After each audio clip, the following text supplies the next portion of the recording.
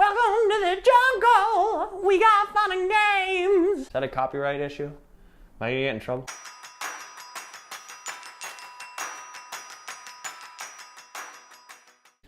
Jumanji Welcome to the Jungle is a 2017 adventure comedy written and directed by Jake Kasdan along with 4 other writers, starring Dwayne The Rock Johnson, Kevin Hart, Jack Black, and Karen Gillan. Hovering somewhere in a weird, undisclosed stratosphere between sequel and reboot, Jumanji has all the potential in the world to be a big studio cash grab and completely tank in the month of December, filled with tons of delicious Oscar dramas. However, this time it not only works, it wins. The film's plot seems so predictable and straightforward on first glance. 4 kids from different cliques in present-day high school get stuck in a Breakfast Club-esque detention for various reasons and find themselves in a do-or-die scenario where they must all obviously band together to succeed and overcome their differences. The end goal is clear, where now, after the said scenario, we find our original foursome all best friends, right?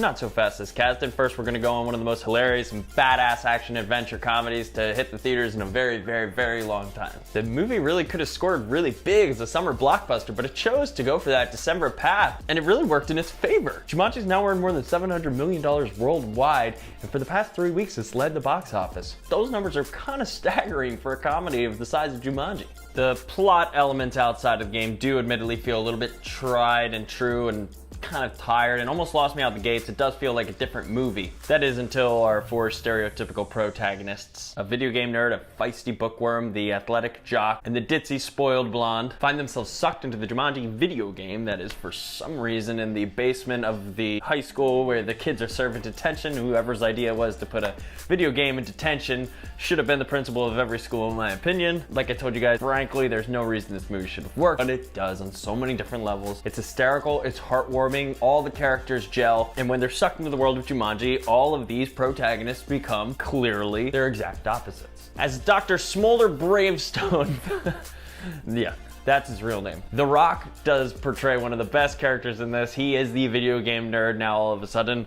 Dwayne The Rock Johnson. Looking fantastic, nailing every bit of comedy that he has to give forward, and he's still able to capture that insecure teenager who's dealing with a lot of self-doubt. Kevin Hart's comedy is on point again, finally. This is a great comeback role for him. Karen Gillan on full display here. She is so gorgeous when she's not covered up in all of her Nebula makeup from the MCU. She is supposed to play the character who is the feisty bookworm, who isn't quite that confident in her looks and doesn't really know what she's doing in this body, but Karen Gillan does such a good job of conveying that to the audience that she may look like this super hot Lara Croft Tomb Raider, but she does not really know what she's doing with all that.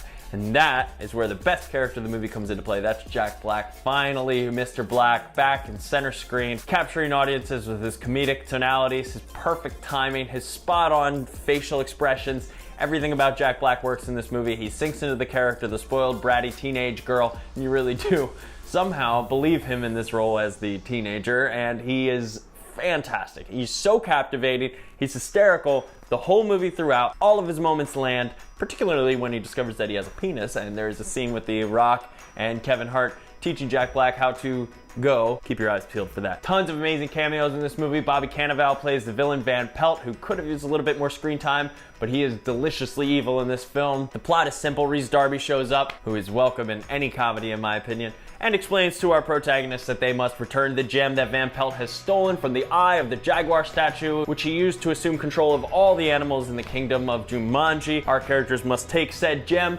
return it to the eye of the jaguar, yell Jumanji, and of course return home to their bodies. Simple enough. They only have 3 lives, however, that is the catch. Once all 3 of their lives are gone, they do have this finite amount of time, and then they are forever toast. Game over.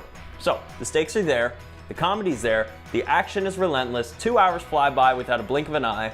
You're totally sucked into the world of Jumanji, which looks gorgeous. It's shot on set in Hawaii, so it does look like an episode of Lost. This film rocks. If you aren't going out to see Jumanji right now, I don't know what you're going to see. Unless it's Paddington 2, you're basically unforgiven. The movie knows what it's meant to be, and it stays there. It never tries to do too much, and it never does too little. It is the perfect, fun movie-going experience that everybody's gonna enjoy. Get yourselves to the theater and see Jumanji, guys. If you guys love what I'm doing, hit subscribe down below, share this video with your friends, and leave me a comment in the comments section. Let me know if you guys loved my review of Jumanji. What did you think of Jumanji? What movie would you guys like to see me review next? Do you think I look better with or without a hat on? I don't care. Talk to you guys next time. George Crow signing out from my brown couch.